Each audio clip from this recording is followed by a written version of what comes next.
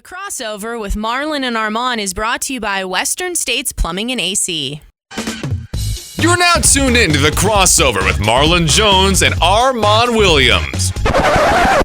Hold up, you're teaming up a Sun Devil and a Wildcat? Who came up with that brilliant idea? The Crossover on KDUS AM 1060. All right, welcome back to The Crossover with Marlon and Armon, KDUS 1060. Be sure and subscribe and follow us on our social media accounts on both our YouTube channel and our Facebook page at The Crossover 1060. Once again, that's at The Crossover 1060. And you can call into our listener line, 602-260-1060. Once again, that's 602-260-1060. We are here live at Augusta Ranch Golf Club at Scratch Bar at 2401 South Lansing here in Mesa. It's a beautiful day for golf. Come on down and check us out. You can go ahead and you can play yourself some golf. You can go ahead and hang out with us here at Scratch Bar. Go ahead and yourself a drink or two or three or four or more like these guys here. And then go ahead and make sure you get some wings and some food. We got some delicious stuff here on the menu here at Scratch at the Augusta Ranch Golf Club. Once again, that's 2401 South Lansing. And, I want to go ahead and take a look at some of these early college football games going on. Now, it's kind of week 3 it's ho-hum, man. It's not really any huge matchups going on today. I mean, the biggest matchup is against Colorado and Colorado State, who's basically they're mid.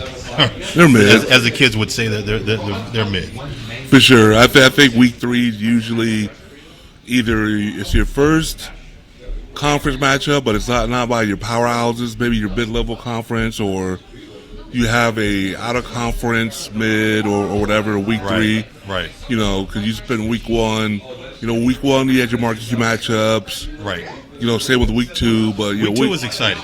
Week 2 was really, really fun. I mean, that's when you get your big. That's when you get your big non-conference matchups. Mm-hmm. Week 2, and we certainly had a lot of that last weekend with our, these big matchups. The marquee matchups on Texas, Alabama. You had Texas A&M, Miami. You had who else was played? That Texas Alabama game was excellent. Yeah. It was excellent. That was an outstanding game. It really was. Texas was a lot better. Looked really good. I did not know that Texas had all that muscle up front on both sides of the ball. Right. I've never seen. Oh, they were ready. I've never seen an offensive and a defensive line of Alabama get kind of bullied.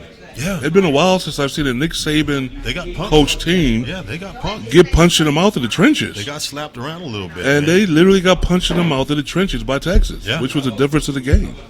Which is why it's so difficult to beat Bama. Mm-hmm. It's just because of the difference that Nick Saban's always had at size up front. I don't think we mentioned. I don't know if we mentioned this. We haven't mentioned this, but Alabama, that was the first time I think in decades that for Nick Saban, it was the first time that he ever lost by double digits while coaching, being the head coach at Alabama.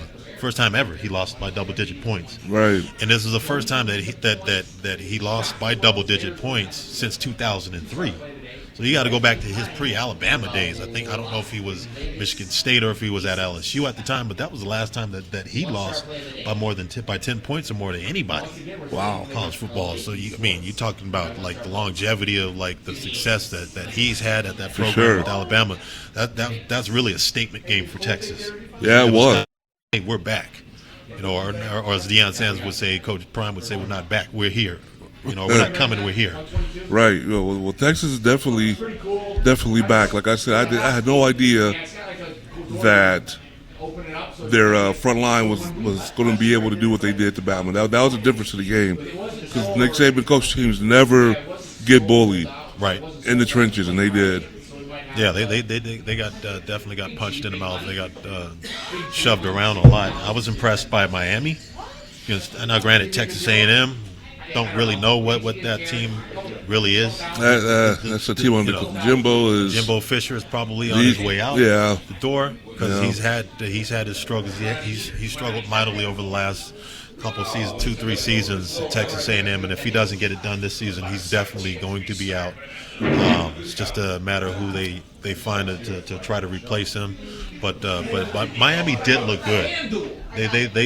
they punched Texas A&M, a team with at least with the reputation. I don't know if they're as good as their reputation is, but they certainly they handled business against them. A lot of people thought that Texas A&M was going to go into Miami and pretty much roll in front of that somewhat apathetic fan base there at Miami, but they really put it on them. So I was impressed with that game. Obviously, we had the Sun Devils, Oklahoma State. That matchup was kind of like they faded in the second half. That game, Arizona State came out. I thought that they would, that they were basically going toe to toe with Oklahoma and kind of outperforming them. Then the second half came, and I'll let you describe it because you watched probably more of it than I did. I still don't know what type of identity this team has. I'm not a football coach. Right. I know that there's people out there in that front office for ASU and that coaching staff that know way more football than I do. Mm-hmm. I'm not going to sit here and armchair quarterback. Right. But it was frustrating as heck to see them be anemic. Yeah. In the second half, I think the second half. We talked about it. I think the other day they did the same thing to Southern Utah. That's they had two a games very in a row. anemic second half. And granted, you had the weather conditions, but you're talking about a team that should be acclimated, should be accustomed to this. Yes, because they live and they practice this kind of stuff. And they're a home team going up against Southern Utah, and they looked apathetic in that game. They kind of were, I don't know, they were kind of comatose in the second half against Oklahoma State, and Oklahoma State just pulled right past them. They didn't blow them out, but they just comfortably won. They did. The game. Oklahoma State didn't do anything special except they established a run right away. Right. They were able to run the ball down ASU's throat for the duration of the second half. ASU couldn't respond. They were real cautious on their offensive play calling. They didn't take a lot of shots downfield. They went on it. They went on fourth down too many times for no reason. I can't think of any good reason why they're in their own territory. So they go for it on fourth down. Failed. It was just, I don't know. Like I said, I'm not a coach at all as far as football is concerned, and at all. Dillingham, even though I'm older than he is, he's only 33. Yeah. He has forgotten more football than I know. Probably. Obviously, he's a Division I football coach. Sure, he definitely has. Right. I'm not going to sit here. Basketball, absolutely. Right, I'm not going to sit and act like I know. Right. You're not going to armchair. You're not going to armchair couch him. I'm not going to armchair couch, but my eyeballs do not lie. Right. And when I'm watching, when I looked out there on the screen and what I was looking at, it was just, I don't know. I don't know if it's a case of there's more injuries than we know about. Because I know ASU's pretty banged up right now. It's early in the season. Yeah, it's early in the season, but they're banged up, right. And I just don't know.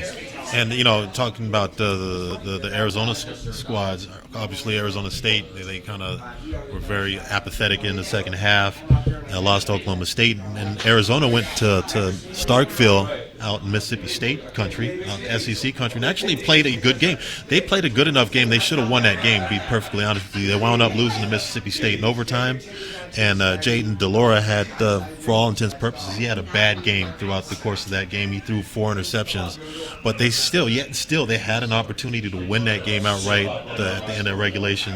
Jaden Delora was able to complete a long pass that the wide receiver, had he not stepped out of bounds after a couple steps after receiving that catch, getting forced out of bounds, if he was able to tightrope his way down the sidelines and get into the end zone like he did, although he was clearly about half a foot out of bounds. Had he been able to stay in bounds, they would have taken the lead. Instead, they wound up settling for a field goal, tying the game, losing it. The first possession, Mississippi State scored a touchdown. They were unable to go ahead to answer that. But they had a legitimate opportunity to win that game out there in Starkville. And granted, Mississippi State, they're not very good. I don't know if they're going to be mid in the SEC conference right now. They're playing LSU. They're getting stomped right now by LSU 27-7. Here with 10 minutes, 2 seconds to go here in the third quarter. But that would have been a really, really good win for Jed Fish and his team. Actually, that would have been. It's still not a bad loss, It's unfortunate. Jaden Delore is going to have to be. He's going to have to be much better than 4 interceptions in order for them to try to get into a bowl game, which would be the first time since 2017 that they made a bowl game. But I saw a lot of things that I liked on offense. Defensively, this unit, they're much better than last year's defense or the last couple seasons' defensive unit. They're head and shoulders above where they were last season and the season before that. So I'm optimistic, but Jade Delore is going to have to be much better when it comes to the turnover margin. He's got to get in control of his passes. Sometimes he's a little bit wild out there. Yeah, I'm still uncertain what type of squad ASU has out there. Yeah. You know, obviously other games we saw what Colorado did to Nebraska. Right. You know, and that was a game that it started out slow. Like Coach Prime said, it was slow. His team, he has that philosophy. He wants to dominate. They weren't dominating in the first half, and in the second half, they were able to go ahead, figure out what Nebraska was doing. They jumped out ahead of them and were able to go ahead and pull away from them and dominate in the second half. But what's going to happen to? I mean, we see what's happening now. The Deion effect, right, with college football. If you saw College Game Day, and I know you saw part of it, like I did, look, if you can't acknowledge that Deion Sanders, the Coach Prime, is going to change the face of college football, that he's already changing the face of college football, and that he's got that program like they're on cloud 9 right now. I mean, they are like absolutely, they're going to skyrocket. What legit criticism do people have with that dude?